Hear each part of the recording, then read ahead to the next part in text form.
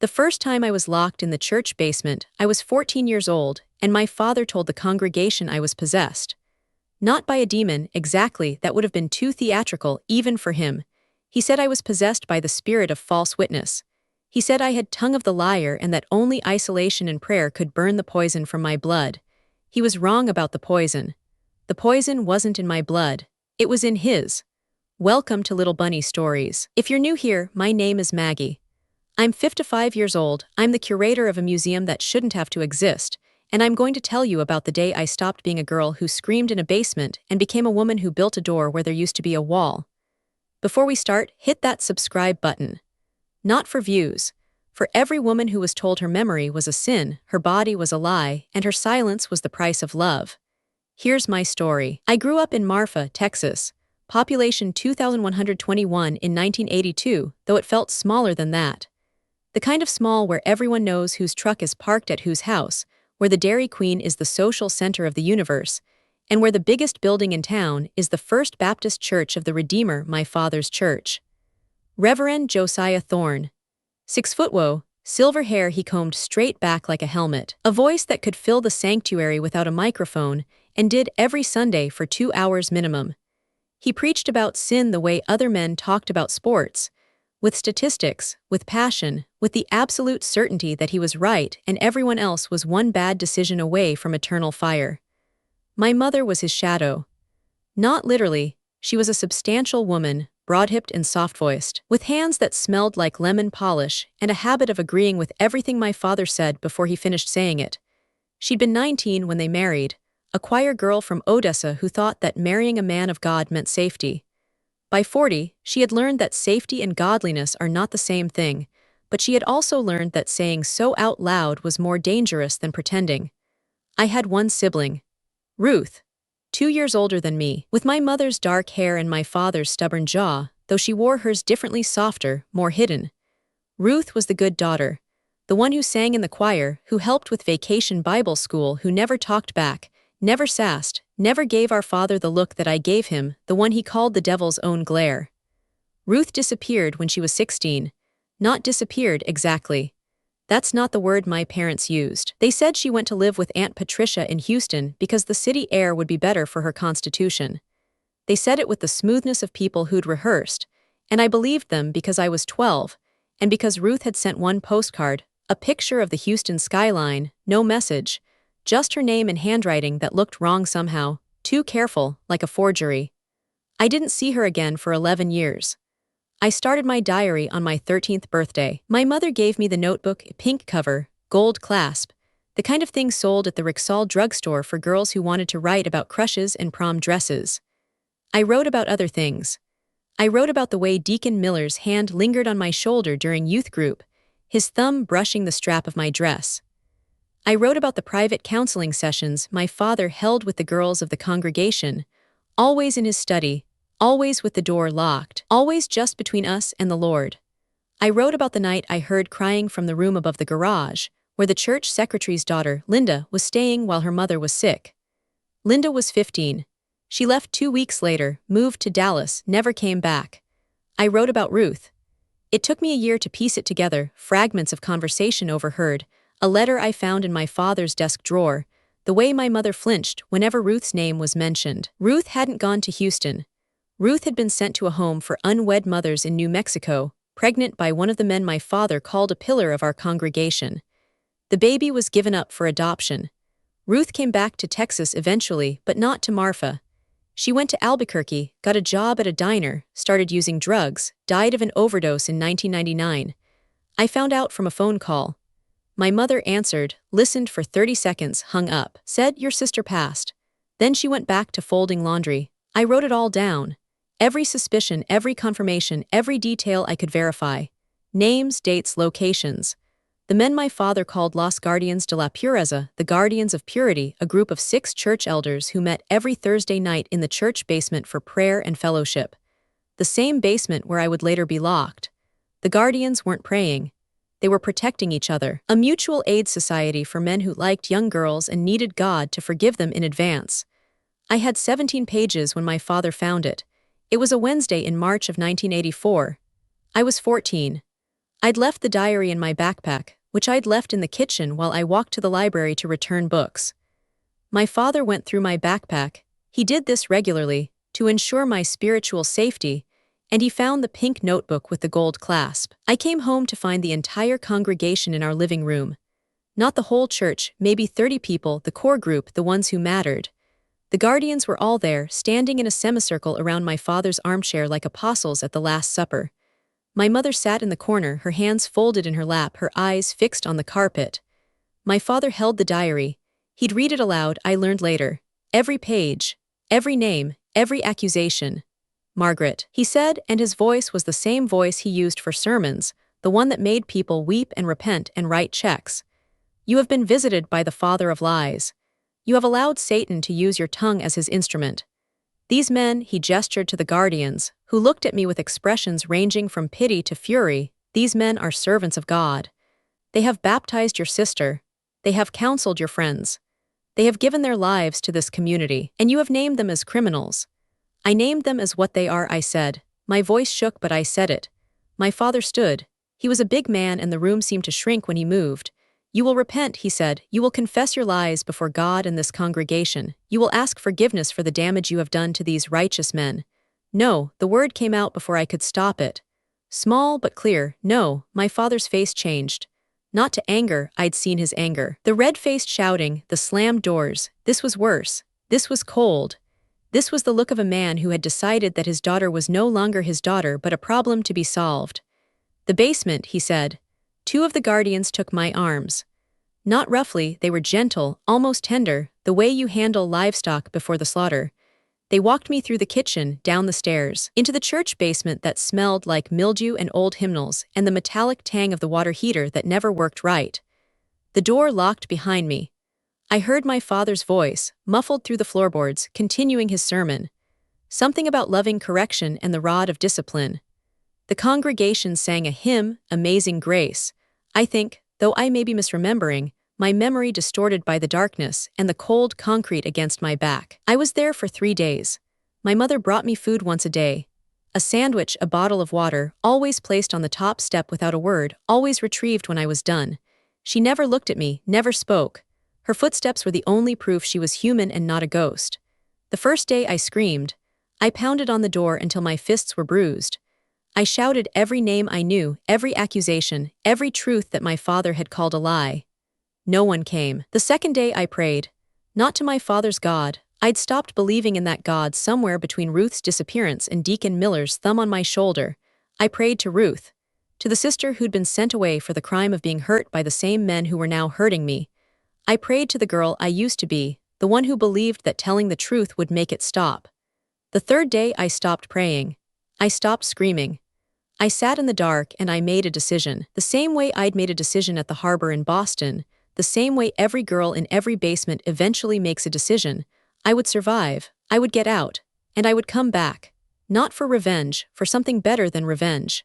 For the truth, finally spoken in a voice too loud to ignore. When they let me out, my father embraced me in front of the congregation. He said I'd been purified by prayer. He said the devil had left me. He said I was his daughter again, restored to grace. I smiled. I hugged him back. I said, "Thank you, Daddy," and I started planning. I told one more person before I left. Mrs. DeLuca, my English teacher, a woman from California who wore pants to school, actual pants, not skirts, and who taught us to read books that weren't the Bible. She'd given me a copy of Asterisk, the color purple Asterisk the week before my father found the diary, pressed into my hands with a look that said she knew. She'd always known, she was just waiting for me to be ready. I told her everything, the guardians, the basement, Ruth. She listened without interrupting, without judging, without telling me I was confused or dramatic or possessed. When I finished, she said, "I'm going to help you, Maggie, but you need to understand this town will not protect you. The people in this room will not protect you. If you stay, they will break you." "I know," I said. She drove me to Austin that weekend. She gave me $200 she'd been saving for a vacation she never took. She gave me the phone number of a women's shelter where her college roommate volunteered. She hugged me at the bus station and said, "Write to me when you can." I wrote once. She didn't write back. I found out later, much later, that she'd been fired the Monday after I left. Conduct unbecoming, the school board said. Inappropriate relationship with a student. She moved to California, taught at a community college, died of cancer in 2015. I sent flowers to her funeral. White lilies. No card. I never told anyone else. Not the police. The sheriff was a cousin of Deacon Miller's, and when I tried at 16 to file a report, he leaned back in his chair and said, "Maggie, your daddy's a good man. And you? Well, you've always had an active imagination. Maybe you should talk to someone about that." Not a lawyer. The only lawyer in town was a deacon's brother-in-law. Not a doctor. The only doctor was a guardian's golf partner. Not my mother, who'd chosen her husband over both her daughters and would choose him again, every time, until the day he died and left her alone with her lemon polish and her silence. So I left. I became someone else. And I waited. Austin in 1984 was a different planet from Marfa. Music, lights, people who didn't know my father's name or care about his church. I was 16, homeless, lying about my age to work double shifts at a diner on South Congress. I slept in a 72 Nova I'd bought for $400, showered at the Ilka, ate the food customers left on their plates. I got my GED at 19. I worked my way through the University of Texas journalism school, graduating at 25 with a degree and a debt that would take me 10 years to pay off. I got a job at the Austin American Statesman then the Houston Chronicle then, after a story about corruption in the state prison system went national, a job at the Washington Post I was good at my job. I was good at it because I'd spent my childhood learning to read between lines, to hear what wasn't said, to recognize the smell of rot beneath the perfume of respectability. I investigated politicians, corporations, religious organizations. I won awards. I made enemies. I never married, never had children, never let anyone close enough to see the girl who'd screamed in a church basement, and I never went back to Marfa. My father died in 2005. Heart attack, sudden, the way these things happen to men who carry too much weight and too many secrets. My mother called to tell me. I said, "Thank you for letting me know," and hung up. I didn't go to the funeral. I didn't send flowers. I sat in my apartment in DC and I drank a glass of scotch and I felt nothing, not relief, not grief. Just the absence of something that had been there so long I'd stopped noticing it. My mother died in 2019. Dementia, slow and cruel, the kind that erases you piece by piece until there's nothing left but a body that breathes and a face that doesn't recognize its own reflection. I didn't go to see her. I paid for her care from a distance, sent checks to a facility in San Antonio, and told myself that was enough. That was what a daughter did when she'd stopped being a daughter. I was wrong. It wasn't enough.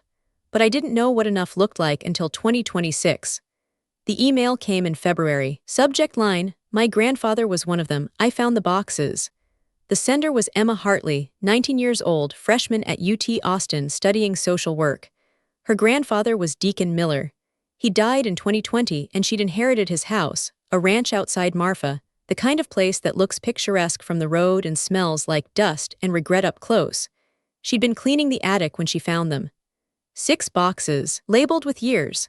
19,781,983, 19,841,989, and so on.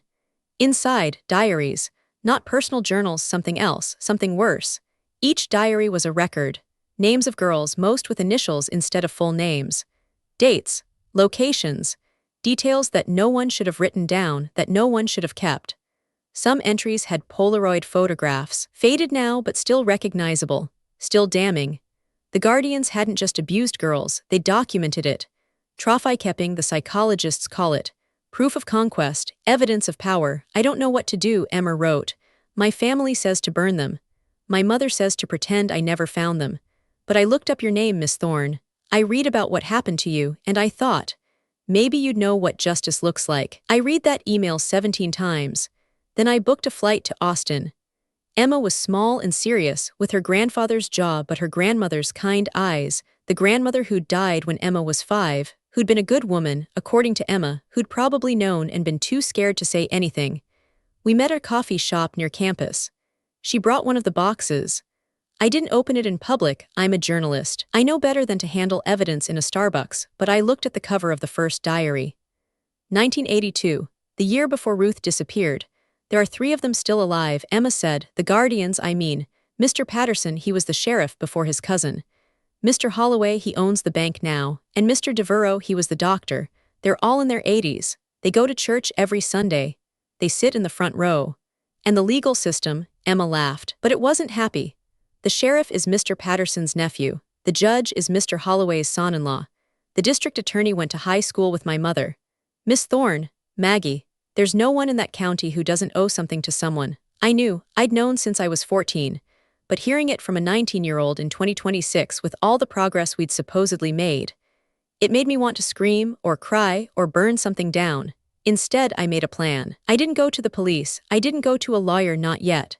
I did what I'd learned to do as a journalist. I built a story. I found the other girls. It took 3 months. Some were dead, overdose, suicide, car accidents that might not have been accidents. Some were alive but unreachable, lost to drugs or religion or the kind of silence that becomes a second skin. But some were like me. They'd escaped, built lives, become women who looked nothing like the girls they'd been. There was Diane, who'd been Linda's best friend, now a family court judge in Dallas. There was Maria, who'd been counseled by my father at 15, now a pediatrician in San Antonio. There was Patricia, not my aunt, a different Patricia, who'd been a guardian's housekeeper's daughter, now a real estate developer in Houston with more money than the entire town of Marfa. And there were others, women who didn't want to be named, who didn't want to testify, who just wanted to know that someone remembered. I remembered. I wrote their stories down, not for publication, not yet, but for the record, for the archive, for the day when someone would need proof that this had happened, that we hadn't imagined it, that the basement was real. By May, I had 12 women willing to be part of what I was building. 12 women with money, influence, and a shared memory of being told they were liars. We formed a nonprofit, the Marfa Historical Preservation Society. The name was deliberately boring, deliberately forgettable. Our mission statement talked about documenting the cultural heritage of West Texas and preserving historic structures for community education. Our real mission was simpler. We were going to buy the church. The First Baptist Church of the Redeemer had closed in 2018. After my father's replacement, a younger man with a podcast and a scandal involving the church treasurer's wife fled to Florida with the building fund. The property sat empty for 8 years, the roof sagging, the stained glass windows cracked, the basement that had been my prison slowly filling with water from a broken pipe. The county put it up for auction. We bought it for $89,000 pocket change, split 13 ways. The closing was quiet, unremarkable, the kind of real estate transaction that happens every day in small towns and never makes the paper. Then we started building. Not renovating, transforming. The sanctuary became a community space, open to anyone, regardless of denomination or belief. The offices became counseling rooms, staffed by licensed therapists who specialized in religious trauma. The kitchen became a food pantry because hunger doesn't care what you believe. And the basement became the archive. We hired contractors from out of town, no one from Marfa, no one who might leak, no one who owed favors to the families that had run that town for generations. We gutted the space, replaced the concrete floor with heated wood, installed lighting that didn't flicker and hum like a threat. We built walls not to close people in but to hold stories up to the light. Each wall was covered with words. Not names, we protected identities, used initials or pseudonyms or simply ages and dates. But the words were real. Testimonies written by the women themselves or recorded and transcribed or dictated to me over the phone at 2 a.m. when the memories wouldn't let them sleep. I was 14. He said God wanted me to be pure. He showed me what pure meant. I was 16. She told my mother I was lying. My mother believed her. I was 12. I didn't have words for what happened. I still don't. I was 15. The basement smelled like mildew and his cologne. I can still smell it sometimes when it rains. In the center of the room, we built a vitrine. Glass, climate-controlled, locked but visible. Inside, the diaries. Photocopied pages, the originals stored in a safe deposit box in Austin. The handwriting of men who'd thought their crimes would die with them, preserved now in a space they'd built to hide them. We didn't call it a museum of abuse. We called it the listening room. A place where the stories that had been whispered in basements could finally be spoken aloud. I sent the invitations myself. Hand-addressed, no return address, delivered by a courier service from El Paso. Each one went to the 3 surviving guardians, plus their families, plus the current sheriff, plus the judge, plus the district attorney, plus every deacon and elder and pillar of the community who'd sat in my father's congregation and sung hymns while girls were being destroyed. The invitation was simple. You are cordially invited to the opening of the Listening Room, a community archive dedicated to the untold history of Marfa, Texas. Refreshments will be served. Testimonies will be shared. Truth will be honored. P.S. A photocopy of your personal contribution to our archive is enclosed for your review. I included one page from each man's diary. Not the worst page, I'm not cruel, just representative, a Tuesday in March, a counseling session, a notation of progress. 2 of them didn't come. Mr. Holloway the banker had a prior commitment, his granddaughter's graduation, which I knew about because Emma had told me. Mr. Devereaux the doctor sent his lawyer, a nervous man in his 30s who stood at the back of the room and sweated through his suit. But Mr. Patterson came. He was 8'4", bent but not broken, with the same steel-gray hair my father had, the same way of holding himself like he owned whatever room he entered. He walked with a cane, slowly, leaning on his grandson, the current sheriff, who tried to convince him not to come. I have nothing to hide, Patterson had reportedly said. I've served this community for 60 years. I'm not afraid of some woman's lies. He walked into the listening room at 2:00 p.m. on a Saturday in June. The space was full, not just my 12 women, but neighbors, reporters from Austin and El Paso, a documentary crew I'd approved with strict ground rules. The walls of testimony glowed in the afternoon light. The vitrine sat in the center, waiting. Patterson looked at the walls. He read the words, not all of them. Couldn't have, there were too many, but he read enough. His face changed, the way my father's face had changed in that living room 4 to 2 years before. Not anger, something colder, something that knew finally that the story was over. Then he walked to the vitrine. He looked at the diaries inside, his own handwriting, his own words, his own crimes preserved in glass for anyone to see. He reached out, touched the glass with a trembling finger, and said, "This isn't." I didn't. He didn't finish the sentence. He collapsed. Heart attack, the coroner said later. Massive, instantaneous, the kind that kills before you hit the ground. His grandson caught him, lowered him to the floor, started CPR while someone called 911, but it was too late. Mr. Patterson, former sheriff, former guardian, former pillar of the community, died in the basement of the church where he'd helped lock away girls for 40 years. I didn't celebrate. I didn't cry. I stood in the corner and I watched the paramedics work and I thought about Ruth. About the sister who died in Albuquerque without ever seeing justice, without ever knowing that her name would be spoken in this room. I thought about Mrs. DeLuca, who'd lost her job for believing me. I thought about my mother folding laundry while her daughters were destroyed. And I thought, this isn't justice. It's too late for justice. But it's something, it's a door, and some doors, once opened, can't be closed again. The FBI came 3 weeks later. Not because of Patterson's death, that was ruled natural causes, no investigation needed. They came because I'd sent them a package, the original diaries, the testimonies, a letter explaining that if they didn't act within 30 days I would publish everything. Every name, every date, every Polaroid. They acted in 20. Mr. Holloway was arrested at his bank in front of his employees, in the middle of a loan committee meeting. The charges were federal, the statute of limitations on state-level abuse had expired, but transporting minors across state lines for immoral purposes doesn't have a clock. The evidence in the diaries was enough. More than enough. Mr. Devereaux surrendered at his lawyer's office, frail and weeping, claiming dementia and diminished capacity. The judge denied bail.